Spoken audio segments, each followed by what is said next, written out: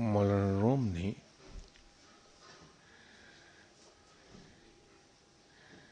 ایک بہت کمال کا نقطہ پیدا کیا کہ انسان عالم بالا سے اس عالم مادہ میں اتارا جاتا ہے،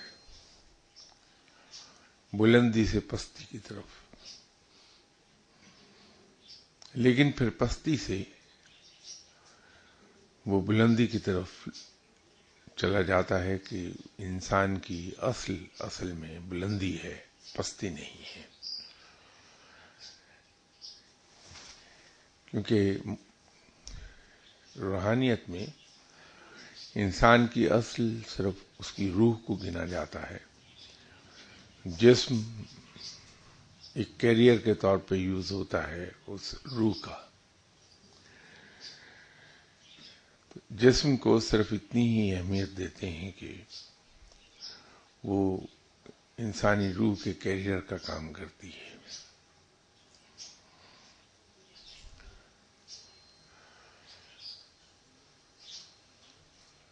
ہم لوگ اپنے آپ کو، مولانا روم کا کہنا یہ ہے کہ انسان اپنے آپ کو خاکی پتلا کہتا ہے، اس لیے کہ رب تعالیٰ نے فرمایا کہ اس انسان کو کنکتی ہوئی مٹی سے ہم نے بنایا. لیکن مولانا روم کا کہنا یہ ہے کہ بے شک اس کا جسم مٹی سے تیار ہوا، لیکن جو اصل ہے وہ بلندی ہے. اس کی روح بلندی سے اس دنیا میں آئی ہے، اپنا وقت پورا کر کے پھر بلندی کی طرف چلی جاتی ہے.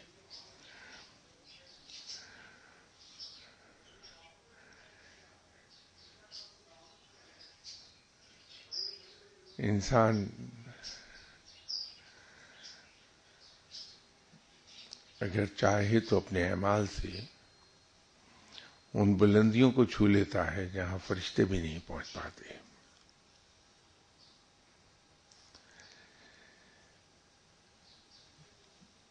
جس طرح سے ہم زمین میں ہل چلاتے ہیں اور اس میں بیج بو دیتے ہیں، لیکن اس سے جو پھل ہے وہ ہمیں بلندی کی طرف ملتا ہے، اور اس پھل کا ذائقہ بہت عمدہ ہوتا ہے. اسی طرح انسان اپنے اعمال میں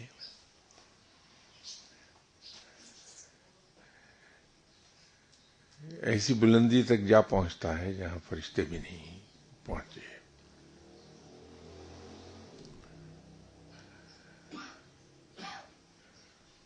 اور انسانی اعمال میں جس چیز کو ایک بنیادی دخل حاصل ہے،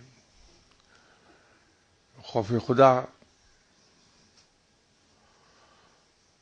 اور خدا ترسی کے بعد سب سے اہم ترین جو چیز ہے انسان کو بلندی کی طرف لے کے جاتی ہے، وہ اس کا صبر ہے.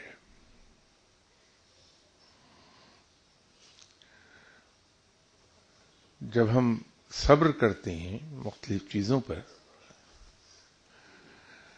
مختلف مصائب پر، مختلف حوادث پر،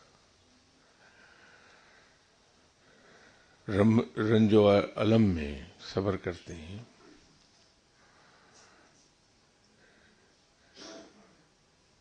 اس سے انسان کا بگڑتا کچھ نہیں، بنتا سب کچھ ہے. بالکل اسی طرح جس طرح زمین پر بے پناہ بارشیں بھی ہوتی، طوفانی بارشیں، دریا اور سمندر کے طوفان بھی آتے ہیں، زلزلے آتے ہیں،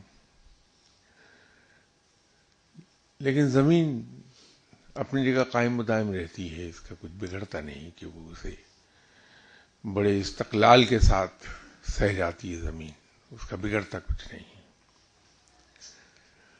جنگل میں آگ لگ جاتی ہے، جو قدرتی جنگلات ہیں، اور گرمی جب شدت کی ہوتی ہے تو جنگلات میں آگ لگتی ہے. بظاہر ہمیں ایسا لگتا ہے کہ اس آگ سے یہ جنگل تباہ ہو گیا، لیکن یہ قدرت کا ایک نظام ہے کہ جن جنگلات میں آگ لگتی ہے اور وہ جنگل جل جاتے ہیں، اس کی راکھ سے جو نیا جنگل جنم لیتا ہے وہ پہلے سے کہیں زیادہ سرسبز و شاداب اور گھنا ہوتا ہے. تو اسی طرح انسان پر جب مصیبتیں آتی ہیں، غم میں مبتلا ہوتا ہے، حالات اس کے لیے دشوار ہوتے ہیں، تو ہر مشکل میں سے جب انسان نکلتا ہے صبر کر کے، تو پہلے سے کہیں زیادہ وہ دانشور ہوتا ہے، اس میں بصیرت بڑھتی ہے، اور اس کی بعد کی زندگی پہلے سے کہیں زیادہ بہتر ہوتی ہے. لیکن اس میں شرط یہ ہے کہ انسان صبر کا مظاہرہ کرتا رہے. کسی صاحب نے بہت ہی عمدہ سوال ہے کسی کا، ابن عربی صاحب نے اپنی کتاب روحانی افکار میں تحریر کیا ہے، اس تک سفر، اس میں سفر، اس سے سفر. اس کی وضاحت کے لیے مجھے کہا ہے، میں بشرط زندگی اگلی اتوار اسی کا ذکر کریں گے کہ اصل میں ابن عربی صاحب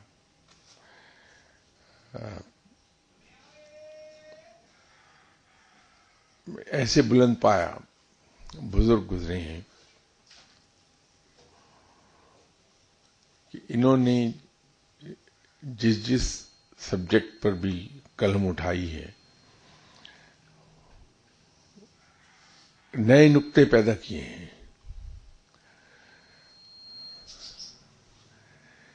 ان کے افکار بہت ہی خوبصورت اور تحقیق کا پہلو لیے ہوئے ہیں. صرف یہی نہیں بلکہ اس کے علاوہ بھی اور بھی جو ان کے ورکس ہیں وہ کمال کے ہیں. تو کوشش کریں گے کہ ابن عربی صاحب کے ورکس کے سلسلے میں کچھ تفصیلی گفتگو ہو سکے یہاں. انشاءاللہ تعالی کمنگ سنڈے بشرط زندگی اس پہ ضرور بات کریں گے انشاءاللہ. یہ بھی کسی صاحب کا ذاتی معاملہ ہے جس کو میں پڑھنا نہیں چاہوں گا، صرف اس میں بیعت کے سلسلے میں عرض کر دیتا ہوں کہ بیعت کرنا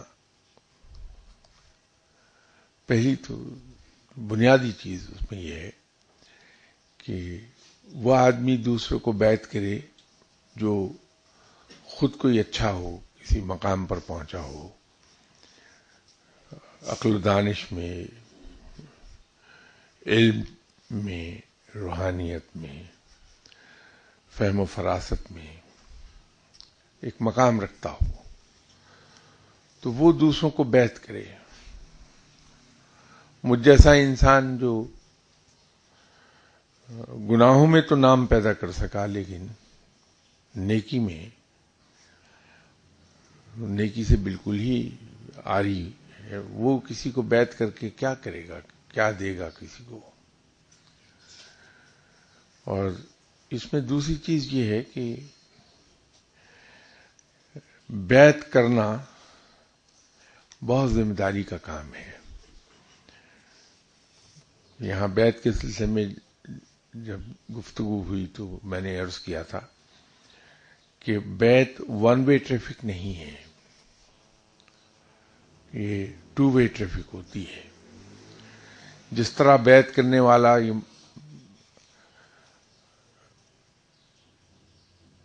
معاہدہ سائن کرتا ہے زبانی کہ میں نے اپنے آپ کو ان صاحب کے ہاتھ فروخت کر دیا جن کے ہاتھ پر میں بیعت کر رہا ہوں،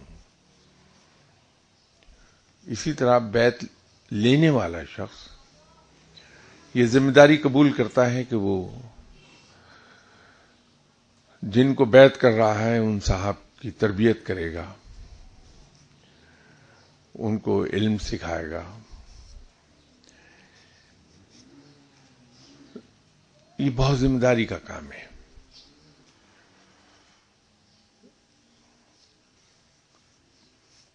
میری مصروفیات اس قسم کی ہیں کہ میں وقت دے نہیں پاتا. تو میں بیعت کر لوں آپ کو، آپ کی نہ تربیت ہو سکے گی، نہ آپ کو کوئی علم حاصل ہو سکے گا، تو اس کا فائدہ کیا ہے؟ ہاں، البتہ یہ ضرور ہے کہ دروازے سب کے لیے کھلے ہیں، کوئی آ جائے. سلوک سب کے ساتھ یکساں ہوتا ہے، جو کچھ ہے وہ سب کے لیے اویلیبل ہے.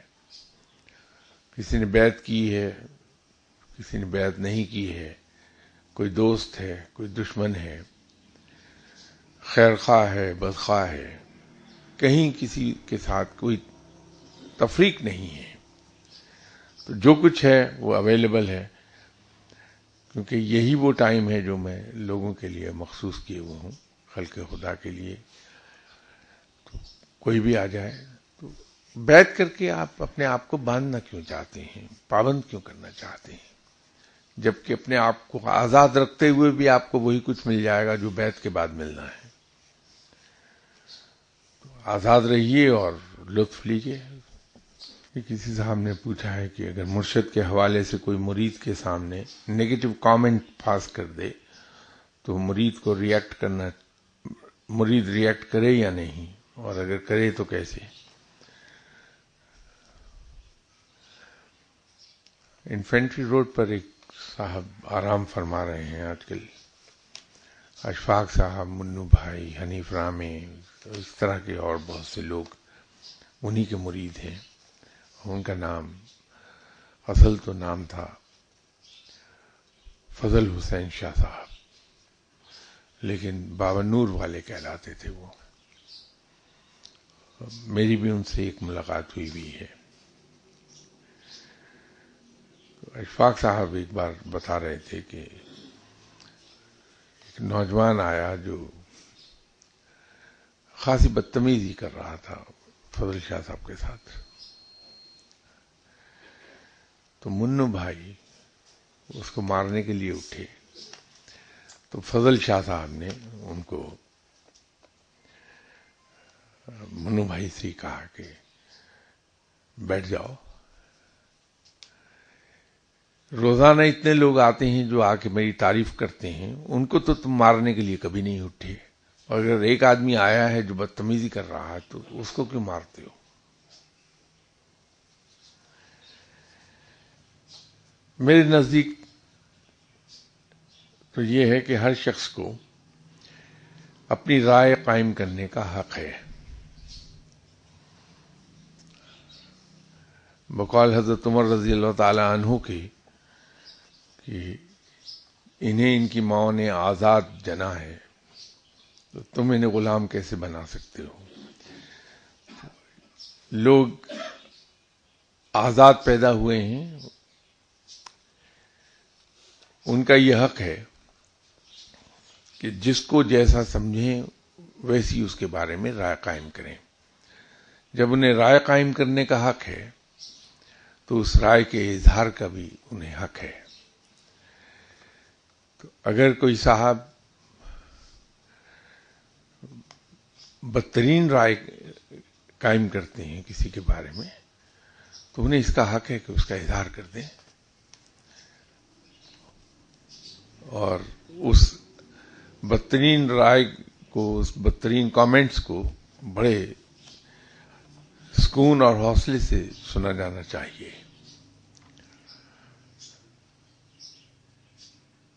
یہ تو ایک جنرل لائف کی بات میں کر رہا تھا.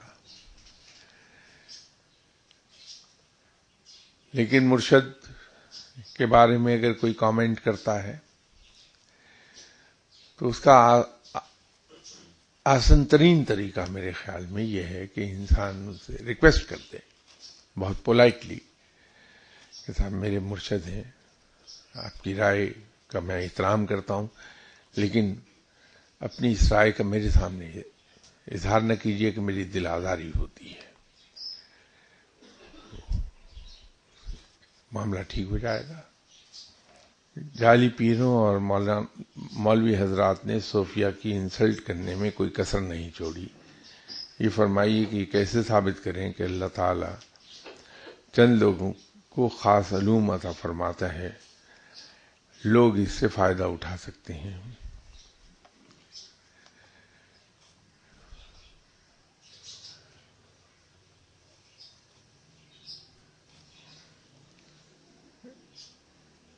انگریزی کا ایک پروورب ہے، the taste of pudding is in eating.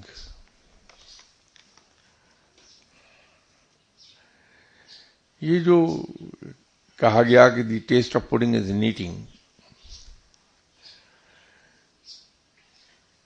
میرے خیال میں اس سے بہتر کوئی چیز ہے نہیں دنیا میں.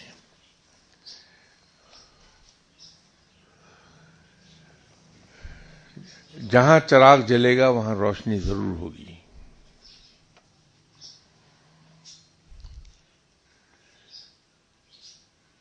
تو جب چراغ جلتا ہے اور روشنی پھیلتی ہے تو پھر اسے کوئی اندھیرا ثابت کر نہیں سکتا کہ یہ اندھیرا ہے.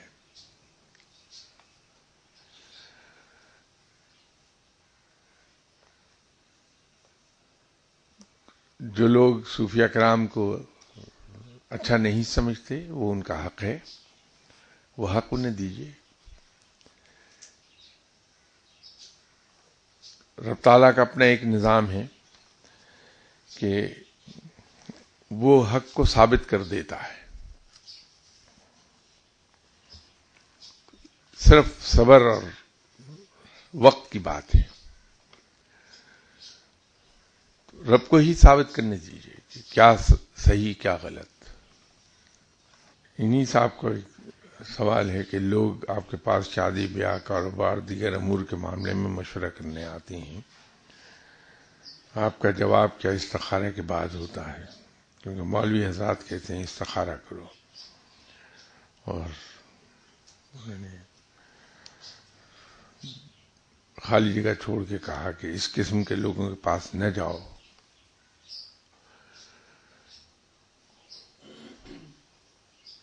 دعا سے مشورہ میں دے دیتا ہوں. دعا کرنا، دعا کرانا دونوں ہی سنت ہیں، اور میرا نہیں خیال کہ کوئی اس سے منع کرتا ہے. ہاں البتہ علماء جس چیز سے منع کرتے ہیں وہ دعا کے علاوہ اور قسم کے علوم ہیں. دعا سے کوئی عالم منع نہیں کرے گا. کسی صاحب نے فرمایا کہ رزق کی تنگی کی وجہ میاں یا بیوی کسی ایک کی وجہ سے ہوتی ہے. کہتے ہیں کہ رزق عورت کی قسمت کا ہوتا ہے. کیا ایسا ہی ہے؟ کیونکہ اس بارے میں حدیث بھی کوٹ کی جاتی ہے کہ ایک شخص نے آپ سے رزق کی تنگی کی شکایت کی تو آپ نے دوسری شادی کو فرمایا اگر یہ ایسا ہی ہے تو پھر جس کی وجہ سے بھی ایسا ہے اسے دوسرے کی زندگی بنانے کی بجائے کیا لیٹ گو نہیں کر دینا چاہیے؟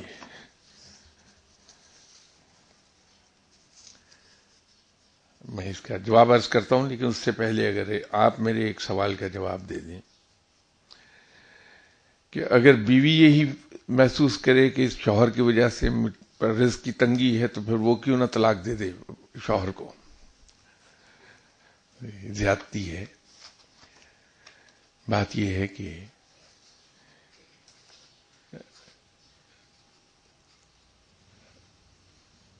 بہت سے شوہر آپ کو ایسے مل جائیں گے، اور شاید میں ان میں سے فہرست ہوں، جن کے کرتوت کی وجہ سے گھر میں رزق کی تنگی رہتی ہے۔ تو اس کا کیا کریں گے؟ بیوی پر تو الزام دے دیا بڑی آسانی کے ساتھ، لیکن اپنے بارے میں کیا کروں گا میں؟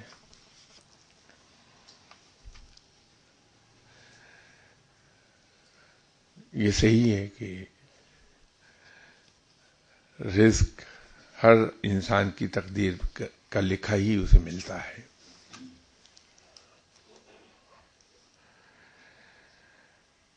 تو اب اگر ایک شادی ہوئی اور بیوی ایسی مل گئی جس کی تقدیر میں رزق وافر نہیں لکھا، دوسری کر لی، تیسری کر لی، چوتھی کر لی، اس کے بعد کیا ہوگا؟ تو یا تو کچھ ایسا آلہ ایجاد کیا جائے کہ شادی کرنے سے پہلے اس بچی کے ماتھے پر اس آلے کو رکھ کر ریڈ کر لیا جائے اس کی تقدیر میں رزق کتنا لکھا ہے، تو پھر شادی کر لی جائے۔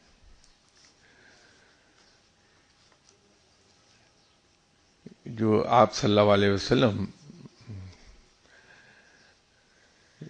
کے زمانے کا قصہ آپ نے لکھا ہے، بات یہ ہے کہ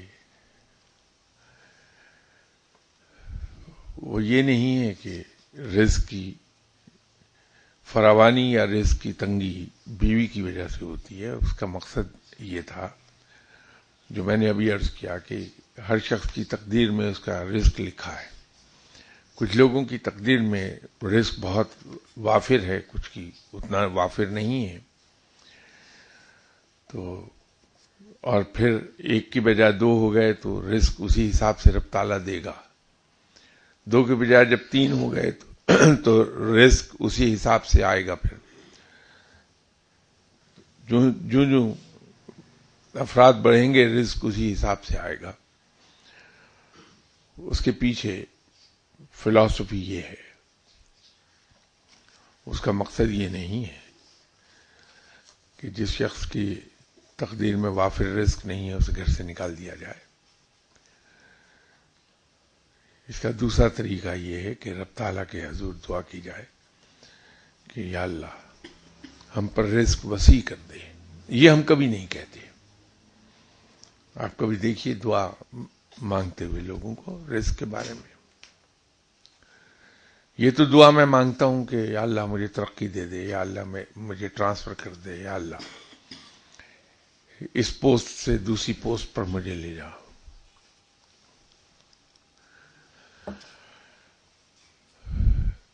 یا یہ دعا کروں گا کہ یا اللہ میری تنخواہ بڑھا دے۔ تنخواہ یہ روز آپ بھی دیکھتے ہوں گے، میری مشاہدے میں بھی آتی ہے بات کہ ہم نے ترقی کی دعا کی، ترقی ہو گئی، تنخواہ دگنی تگنی ہو گئی، لیکن تنگ دستی پہلے سے بڑھ گئی۔ یہ اکثر ہوتا ہے۔ تنخواہ کے بڑھنے کی دعا کی، پروردگار نے قبول فرما لی، تنخواہ بڑھ گئی، تنگ دستی مزید ہو گئی، رزق کی تنگی آ گئی۔ اس کی وجہ یہ ہے کہ ہم جب رب کو یہ سجیسٹ کرتے ہیں کہ تو وہ کر جو ہم چاہ رہے ہیں، انڈائریکٹلی ہم جب اس کو کہتے ہیں ہماری ترقی کر دے، تو ہم رب کو یہ سجیسٹ کر رہے ہوتے ہیں کہ تو ہمارے لیے یہ کر دے، جبکہ سب سے بہتر جاننے والا رب ہے، وہ عالم الغیب ہے، اس کو یہ بہتر پتا ہے کہ ہمارے لیے کیا اچھا اور کیا برا۔ اس کے فیصلے ہمارے حق میں بہترین ہیں، لیکن سجیسٹ ہم کرتے ہیں۔ اسی طرح بچے بچی کی شادی کے سلسلے میں یا اللہ اس جگہ میرے بیٹے کی شادی کر دے. وہ شادی ہو جاتی ہے، اس کے بعد پھر مشکلات کا دور شروع ہو جاتا ہے.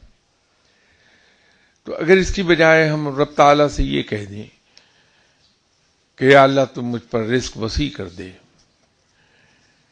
یا پروردگار تم مجھے اس جہاں میں بھی اور اگلے جہاں میں بھی باعزت کر دے، مسئلہ حل ہو گیا.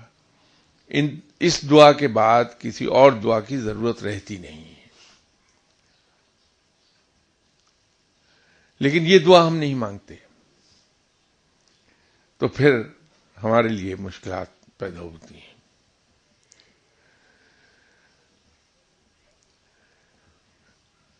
ایک اور اللہ تعالیٰ سے دعا کی جا سکتی ہے کہ یا اللہ تم مجھ کو اتنا وسیع رزق عطا فرما دے کہ میری جائز ضرورتیں پوری ہو کر بچ رہے اور اس سے میں تیرے بندوں کی خدمت کیا کروں. برکت آ جائے گی. وہی تنخواہ جس میں تنگ دستی، وہی آمدنی جس میں تنگ دستی ہے، اس پہ ایسی فراخی آتی ہے کہ انسان سوچتا رہ جاتا ہے کہ پیسے ختم ہی نہیں ہوتے. تو جب ہم رب تعالیٰ سے یہ عرض کرتے ہیں کہ سب عزتیں تیرے ہی لیے ہیں، اس میں کوئی شک نہیں کہ سب عزتیں تیرے ہی لیے ہیں، لیکن جسے تو چاہتا ہے عزت عطا فرماتا ہے. تو مجھے اس جہاں میں بھی اور اگلے جہاں میں بھی باعزت کر دے. پھر ایک کھلا میدان پڑا ہے کہ رب تعالیٰ جہاں سے جس طرح کی چاہے عزت عطا فرما دے. دعا مانگتے وقت اگر ہم اپنے الفاظ کو تھوڑا سا کلیورلی فریز کر لیں اپنی اس دعا کو تو مشکلات سے بچ جائیں گے. تو بیوی پر برہم ہونے کی بجائے کہ اس کی وجہ سے رزق تنگ ہو گیا، ہم اپنی دعا کو اگر درست کر لیں تو مسئلہ حل ہو جاتا ہے. اگر بیوی ہی پہ ہی آپ کا شک ہے کہ اس کی وجہ سے رزق کم ہو رہا ہے تو نکاح کے وقت اللہ سے یہ دعا کی جا سکتی ہے کہ یا اللہ میں تیرے رسول صلی اللہ علیہ وآلہ وسلم کی سنت پر عمل کرتے ہوئے یہ نکاح کر رہا ہوں، تو میری منکوحہ کو میرے لیے بابرکت کر دے. یہ دعا بھی کی جا سکتی ہے. ایک سوال کہ کچھ مغربی سوچ کے حامل اعلیٰ تعلیم یافتہ افراد ملائزم کی وجہ سے اسلام سے بیزار دکھائی دیتے ہیں. ایسے لوگوں کو اسلام کی اصل روح سے شناسا کرنے کے لیے کچھ ایسے اولیاء اللہ ڈیوٹی پر دکھائی دیتے ہیں جن کا ظاہر ایک آدھ وجہ سے شریعت کے تقاضے پورے نہیں کر رہا ہوتا. کیا فیلڈ سے ریلیٹڈ ان اولیاء اللہ کو اپنی ڈیوٹی بہترین انداز میں پوری کرنے کے لیے سیکریٹریٹ سے کچھ ریلیکسیشنز مل جاتی ہیں؟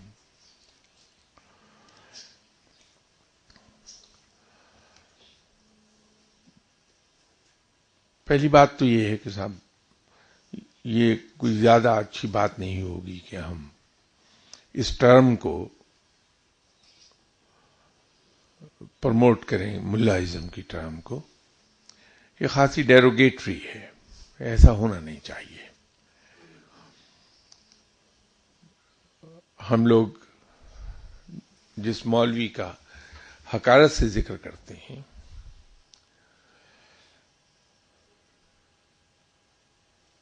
جو ڈیوٹی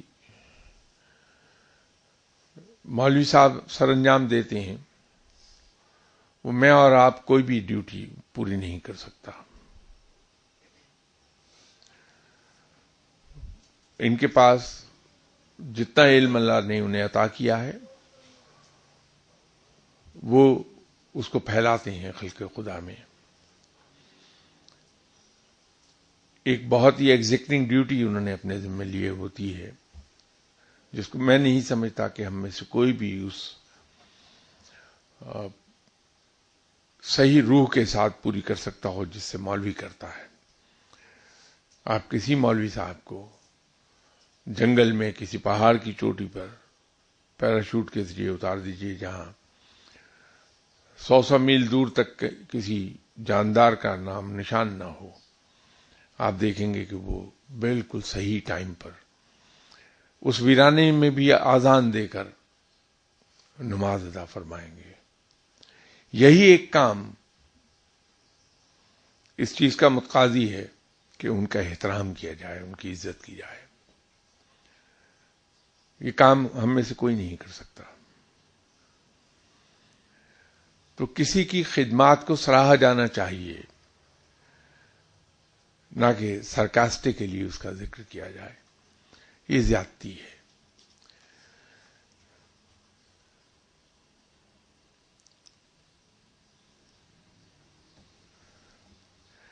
باقی رہ گئی یہ بات کہ اولیاء اللہ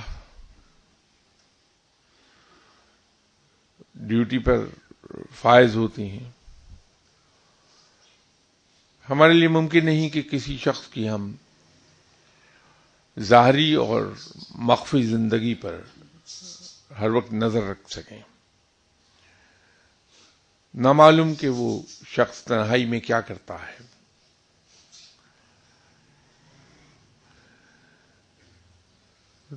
تو کسی پر گمان کرنا بعض کا شرمندگی کا باعث ہمارے لیے بن جائے گا کہ وہ اندر سے کیا نکلے اس کے بارے میں کسی کو نہیں پتا۔ تو ہم کسی کے ظاہر سے متاثر نہ ہوں، بلکہ اس کا فیصلہ رب پر رہنے دیں کہ رب اس آدمی کو کیا سمجھ کر کیا انعام دے رہا ہے، یا ادر وے راؤنڈ، یہ رب کا فیصلہ ہے، ججمنٹ رب کے پاس ہے۔